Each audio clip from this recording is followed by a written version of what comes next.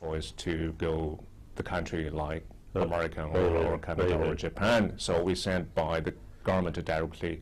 They said you go to Germany, so we go to Germany. So, but that is happened only last century, the 1980s. But now it's totally different. We can choose any country we want to go. That's right. Yes. So this is the big change. Yes. It's a huge change. Yeah. Right. It's great. So shall we start? Everything is okay? It's okay? It's okay. Okay, it's okay. So we can start. So it's really great time to meet you here again. Since I met you 2007, I still remember everything, every details. It's beautiful. And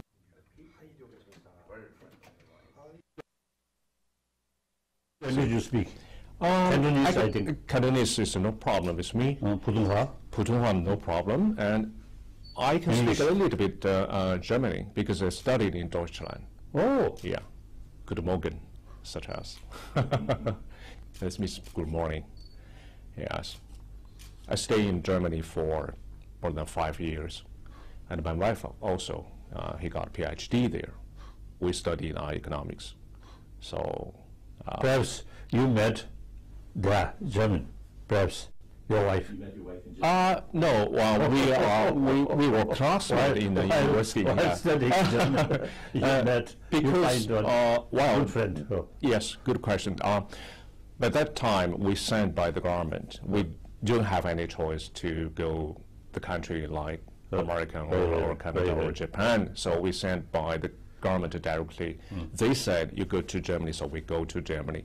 So, but that is happened only last century, the 1980s. But now it's totally different. We can choose any country we want to go. That's right. Yes. Much So this is the big change. Yes. It's a huge change. Yeah. Right. It's great. So shall we start? Everything is okay? It's okay? It's okay. Okay, it's okay. So we can start. So it's really great time to meet you here again. Since I met you 2007, I still remember everything, every details. It's beautiful, and this is really great time to meet you here again. The purpose of this interview, if you allow me to make a very brief remark, is directly to somebody in Beijing, and they are very interesting to listen to you this time. I know this is really great time to have this conversation because the Beijing want to understand you, your new thinking, your new position, everything. So, frankly, I will ask you some questions, maybe 3, very directly, very brief, very sharp. So if you understand, you can give me a reply. I'm really appreciate.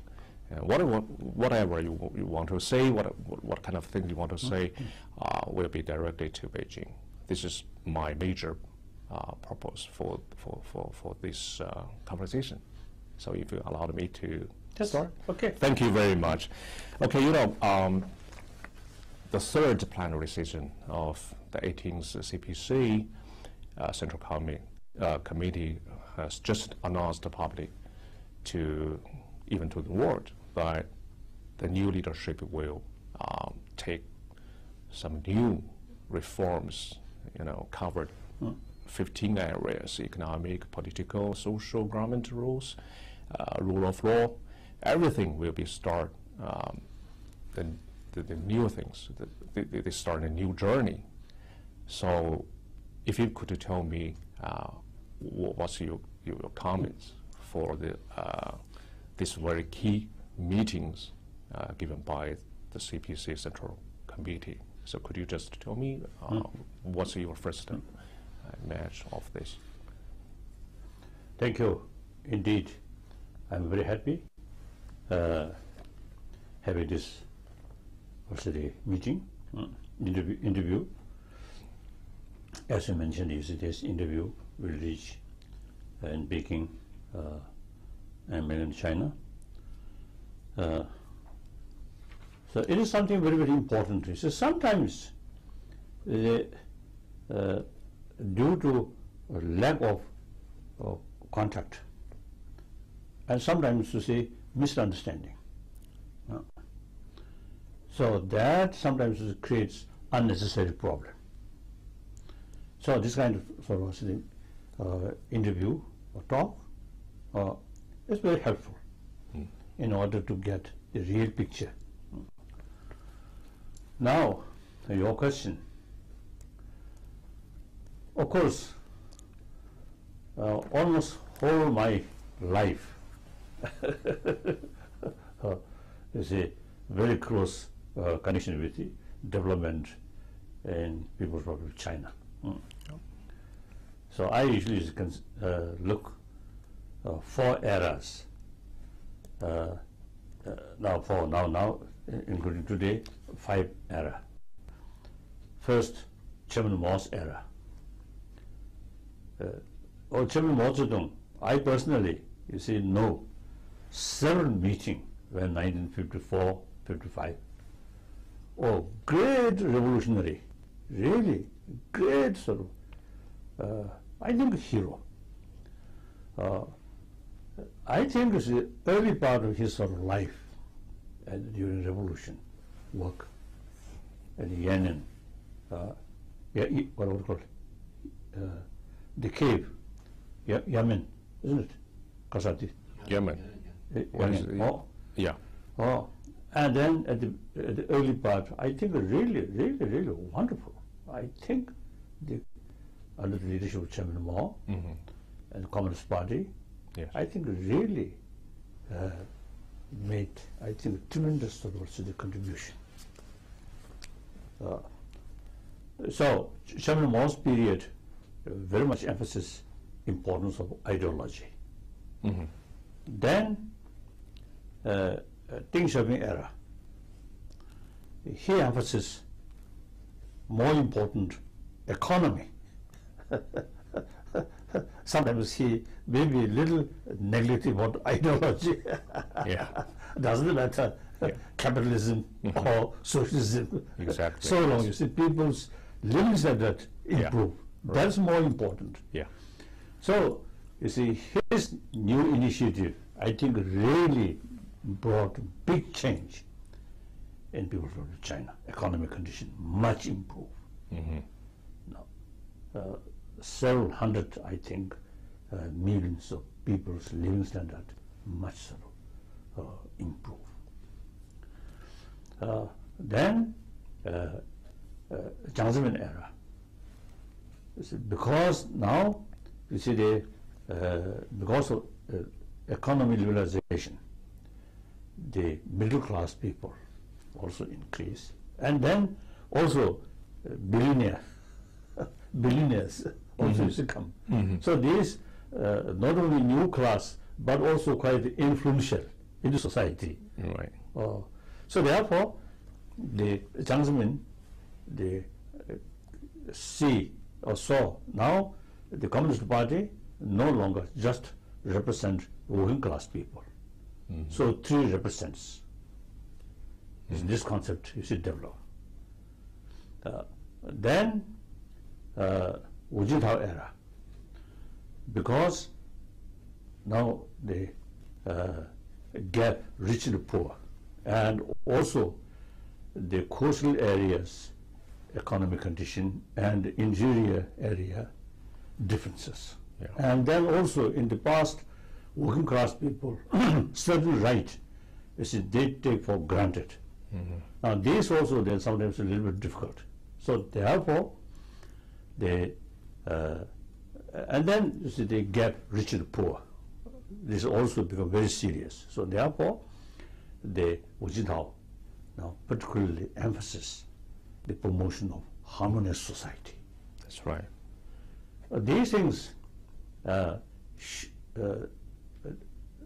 think, really shows the same party, Communist Party, have the ability, according new reality, and act accordingly. Yeah. More realistic way. So now, 5th era, Xi Jinping era. It seems Now, firstly, I think as the People's Republic of China, as a, the country most populated nation in the whole world, 1.34 billions population, and the Congo, long history. Basically, generally speaking, China is cultured people of Chinese, Chinese brothers, sisters. I think long history and cultured people and hardworking and realistic. I noticed wherever they live, America, India, or Malaysia, or Indonesia, wherever they live, see, their economic condition very good. They easily adopt the new environment, and through their own hard work, you see, their economic condition, you see, very good. And then, meantime, they keep their tradition,